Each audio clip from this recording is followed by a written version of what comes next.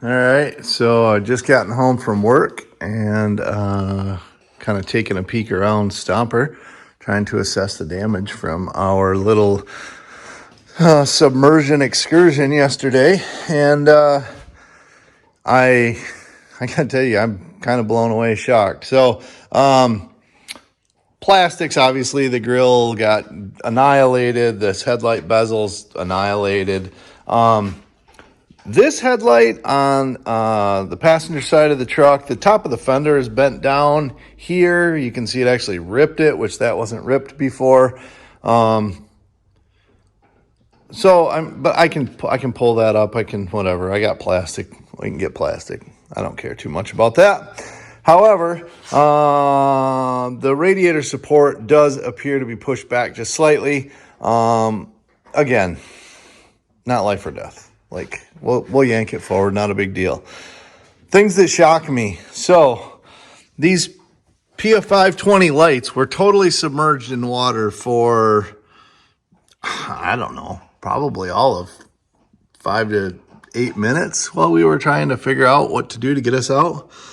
That's all the moisture that's left in them after sitting overnight, which it's hard to get a vision for it, but really, I would have expected them to be like, fish bowls, but they're not at all, which is kind of surprising. These lights they got to be over 20 years old, which is awesome. I mean, that's super cool. Shocking number 2, the super winch. I forget what the model number is. You can't read it anymore. NX10 maybe. Super winch. You can see that controller, solenoid box, again, just totally annihilated, smashed. But I grabbed the controller and it works. It blows me away. Totally amazing. Which is awesome because that's a very expensive piece of equipment. Winches are not cheap, and even the cheap winches aren't cheap. So I got to see what I can do to restore this. I don't know if I'll ever be able to make it watertight again, but I'm going to do what I can do. Maybe we'll reach out to Super Winch and see if they sell parts. I don't know. The most amazing thing is I pulled the radiator cap and it's still full of coolant and it still had pressure in it, which is absolutely awesome. Apparently the smell that I was smelling that I thought was coolant was just steam, from the swamp water cooking off of the radiator. So, I mean, the plastic definitely smashed some of the fins and stuff. But it was still holding pressure when I just opened the cap a couple minutes ago. So we'll see if we can do to get some plastics coming. We got to straighten out the center brace support. We do have to figure out the driver's side headlight is pointed at the ground. So I'm guessing the core support got bent behind that or the headlight bucket. Again, whatever, no big deal. The bumper on the driver's side of the truck is pushed back. So originally this edge of the bumper met the corner of the light when the light was where it needs to be, but it's pushed up and back, and then that pushed the plastic out. So we're gonna have to do a little straightening there. But all in all, it ran and drove home, and it'll run and drive again. So just another day in the woods. That'll happen. So I came over to Chris's, and we have hooked the Stomper bumper up to their CJ, and we're going to see if we can pull this bumper out and down a little bit and get it back where it belongs. You can see what it looks like on that side. It's actually tucked up under the corner of the fender, and this is how they started. So just forward of the fender a little bit. So we got to see if we can do something with that. Thankfully, Chris has got the really cool Badlands winch with the handheld remote, so we can kind of manipulate at the same time without tripping over extra cords. We're going to see if we can fix, right here, it's cracked. So, on one of my old welds, so I guess we'll give her a tug, see what happens. We might need wheel chocks. So thankfully Chris heats his shop with firewood. So we had some pre-split wheel chocks here. Now let's see if we can give her a little tug. Oh yeah, much better. Okay, so this is a program we came up with. We've ground the spot where the bumper was cracked, and we got a block kind of holding this out away from the cracked point. We're pulling on it with the winch, which is kind of right where it was bowed in. So we're gonna pull on that while Chris welds that with this where it needs to be up top, and hopefully it'll stay there when we're done. With any luck. Let's see.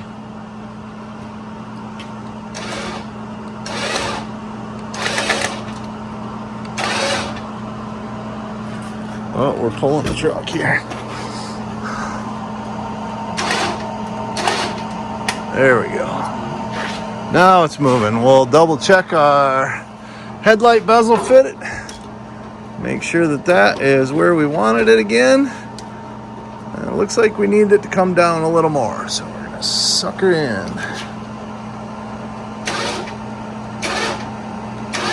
There it is. It's still a little wonky, but I think that's about as best as we're gonna get it, unfortunately.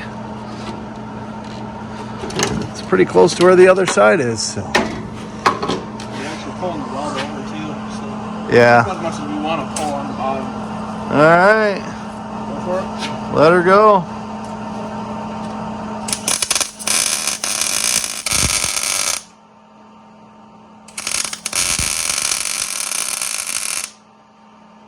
So for those of you that don't know, this truck was originally built, I started it almost 7 years ago to the day, right? So I got it like just a couple of days after January 1st trail ride, where I grenaded the front end in my IFS 4Runner for like the third time. And that was the straw that broke the camel's back. That's when I decided that I was going to build something with a solid front axle. And then I picked this up from a friend, Corey, and started building it almost exactly 7 years ago.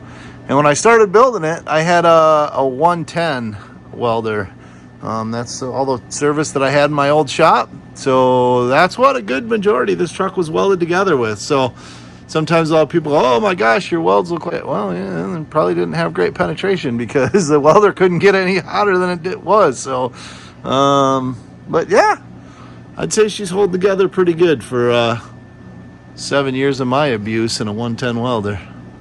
We'll let that cool off for a minute here, and then we'll take the tension off it, see if it stays.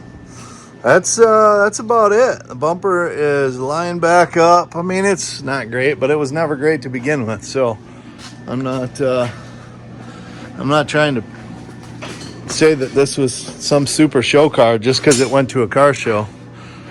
It just needs to get back out in the woods so we can have a good time. Oliver's trying to help me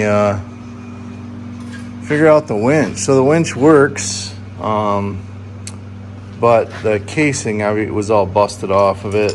And Chris has a plastic welder. I'm gonna see if I can get this straightened out, hopefully, somewhat. And then see if there's enough of this plastic I don't know if I can get it to go back together or not, because the nut certs were like embedded into it. So I don't know, not sure what I'm gonna do. I thought about maybe trying to find some other piece of plastic to encase that solenoid for when it's on there. If I could find some other kind of a hard plastic thing that might be silly or funny or whatever, I guess, because I'm easygoing and I really don't care. I just want it to function, and it functions, but I also would like to seal those connections up so it doesn't have a bunch of water getting to it. So that's what I'm farting around with right now, and I guess I'm gonna see if I can straighten out that bracket and hammer it down, and then I'll see what I can come up with to re-enclose this solenoid. I got the solenoid mounting plate all straightened out. and the tabs for the solenoid itself straightened back out. We got that mostly remounted. Notice this bolt's still loose. The cover section, Chris actually has a plastic welding kit, and he's going to attempt to try and maybe glue the original one back together. In the meantime, I'll do some looking around and just see. I mean, obviously, it wasn't a totally like perfectly weather tight sealed box anyway, just to keep the bulk of the stuff off of that. So I'll look around and see if I can come up with any other solutions just in case that doesn't work. But yeah, took the advantage of everything being opened up and washed the radiator all out and washed the K&N air filter out. And yeah, I think that's it for tonight. We're going to let her dry out and we'll revisit it again once we have some parts. I do have to say, I really appreciate you guys that do watch and comment and stuff. I know that I don't have like some massive, huge following, but I appreciate the guys that do. And if you got any questions or anything, pop them in there. Anybody that's posted one before will tell you I'm usually pretty quick to answer. And if I don't have the answer right away, I usually try to get it. So if it's a question about one of my own vehicles, obviously, or something that I've worked on. But yeah, always looking to help and expand the community. So subscribe to the channel if you would, and drop a comment below. I really appreciate it. Maybe one day this YouTube stuff will get to help augment my wheeling budget a little better.